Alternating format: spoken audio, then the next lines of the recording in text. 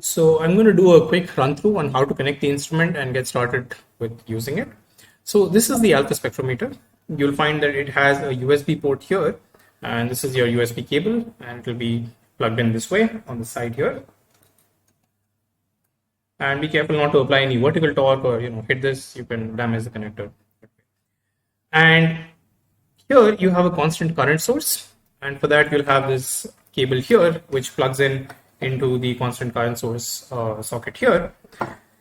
This is a shaping amplifier output, which is a PNC connector, which you can use to view the signals on an oscilloscope, but it's not really necessary, but for teaching purposes, it's a decent thing to have. And this is the preamplifier output. So the signal that's preamplified, you can visualize it here. It's a very small signal, small amplitude, fast signal. So you need a good scope to view this. This is a slower shaped signal that you'll see here. Now the whole thing is powered by USB. There's no power supply that needs to be connected other than just your laptop's USB port. So if you just connect to USB, you'll find that there's a red light that comes on the side, and that's all. It's on now. Now this here is a vacuum pump, and first you need to fill oil in it. Oil up to maybe the halfway mark. So there's a bottle of oil in the box. You just need to open, there's a port here. You pour the oil and close it. And then you attach the dial gauge and pumping accessories. So here you have the gauge and the inlet valve and the outlet valves. So first, this is the series valve. This is in series to the vacuum pump. So you take that tube and you plug it in here. So it's going to go to the vacuum pump here. Now, if the series valve is closed, you can safely turn on the pump. And vacuum is there in this line all the way up to the pump, but it's not there beyond this because the series valve is closed. This is the vent valve used to vent the chambers before you can open it. That's also closed. So now with both of these closed, I've connected this cable, this wire tube here, to the side of the spectrometer here. There's a nozzle here. So just be careful whenever you open this. Do not put it flat on the table. If you put it flat on the table, there'll be dust and mud and whatever that's going to stick to the O-ring, and then you won't get good vacuum the next time you try to place it on this. It has to be neat and clean. So I'm just going to put it on the side and use this connector so it doesn't roll off. And here you can see that I've just pushed in the vacuum tube here. That's it. Now putting this back here. Now there's no source inside, so I'm just going to use a small source. It has a small oxide layer, so it's not a very sharp peak source.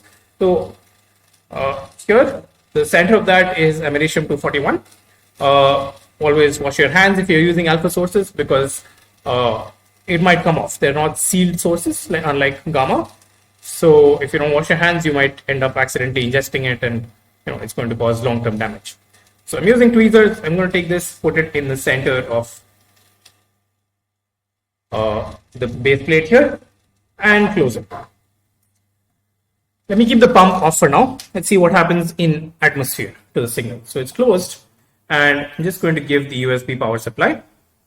Now when I do that, the red light has come on here, and I should be able to see with an oscilloscope the pulses from the shaping amplifier and the preamplifier. So since I don't have a PNC cable, I'm just going to plug this to the body and this to the center. And as you can see on the scope here, I have a Gaussian pulse, well, a sort of pseudo Gaussian pulse that's appearing here. And the time base is set to 2 microseconds per division. So approximately 3 microseconds it takes to get to the peak, and the volts per division is set to 500 millivolts. So it's about around 1 volt of signal, maybe less than 1 volt of signal that you can see, around 750 or 800 millivolts is the amplitude of the pulse. So the amplitude of the pulse is proportional to the energy of the alpha that has hit the detector. Now the detector on the other side, I forgot to show that. That's the detector. Okay, so do not touch it, do not clean it, do not use any solvents on it. Just let it be as is. Now, like I said, the amplitude that you see here on the scope is indicative of the incident alpha. Now, the incident alpha is not really what comes out from your source. It travels a distance through the air, it collides with air particles, and it loses energy. So let me turn on the pump, introduce vacuum, and see what happens to the pulse height when you do that. So just going to use that, okay, and turn on the pump. Both these valves are closed. The vent should always be closed when using it. Now I'm going to slowly open the series valve and observe the pulse height. So the vacuum hasn't started appearing. Let me just open this valve properly. Okay, so you see the needle has gone down and the pulse height has increased. That's because now air has been pulled out of the chamber. So the alpha particles deposit more energy into the detector. They're carrying almost all of their original energy. And we're now at vacuum. So the vent valve is closed, series valve is open. And I don't know, a couple of minutes you'll have good vacuum. You can even close the series valve and it'll stay like that for a long time if there's no leak. So right now it looks as if it's pretty well done. So let me leave it at that. Yeah, it's not moving. So I can even close the series valve and close the pump, and the vacuum is going to hold. Now let me open the software and show you what it looks like on the the software, what the spectrum looks like. Okay, so this is the software, and let me just plug in the USB cable here. When I do that, it's going to ask that a new device is available and you want to connect to it. So just one second. I'll say okay, yes, connect to the device. Now you have the main controls here: start acquisition, stop acquisition, clear the data of the histogram, and update. So let me start acquisition. So stop automatically after 0 seconds means it will continue acquiring data. It won't stop at all. Threshold is, well, the first few channels will be noise for any instrument. So we can choose to neglect the first few channels depending on the noise floor. So 75 is a pretty high number. You can actually even do with 40 or 30 or something like that. Then, okay, so let me just start acquisition. So now when you've done that, it starts showing the number of counts here. So it says running, and this is the count. So if I click on that, I'll get this counter, which is showing me around 440 average counts per second per 10 seconds. No, per second, sorry. Okay, and there's a data logger here also if you want to view the variations. So let's see what happens when okay, we'll do that later. Let me first show you the spectrum. So just click on update, and here is your spectrum, and the americium source has an oxide layer on top, so it's losing some of the energy in this asymmetric fashion, but the right edge is of course pretty sharp for all the alphas that go through without any obstruction. Now there are shortcut keys: S to start this, and it's clear. Update is U, so just U to get the latest data. Now to analyze this data, first you need to insert a region. So this plus allows you to insert a region, or I can just say R. So this is a region. I'm going to drag it to the center of this, use the handlebars to just center it here.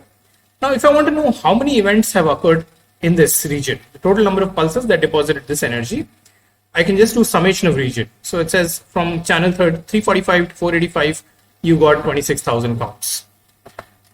Now, if I want to know the centroid of this, I can do Gaussian fitting, or I can do Gaussian plus low energy tail, so the Gaussian plus Lorentzian fitting. So click on fit, and this will tell you that the centroid is also a small red line. You can see that is matching with the peak.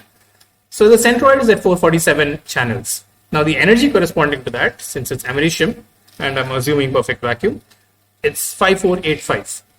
Now apply calibration. So this will basically translate, apply a 2-point calibration where 0, 0 is 1, and this is your second point, and apply calibration. So now you see the x-axis has gone from channels to energy units, where the peak is here, and it's now in energy units. So your calibration has been applied.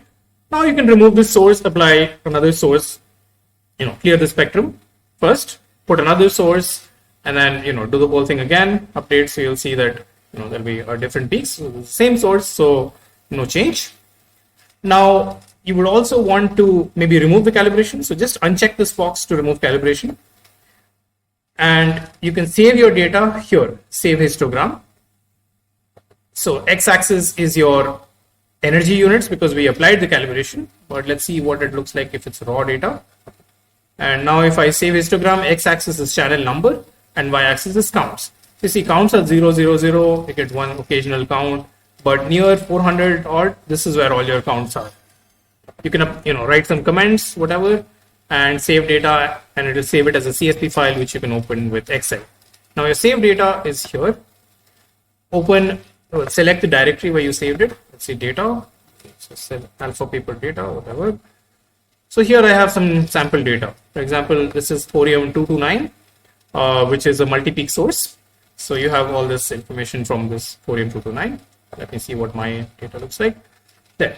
Okay, so now I'm getting this peak at this value. All right, and let me just apply the calibration. So this is 5485 where the peak is.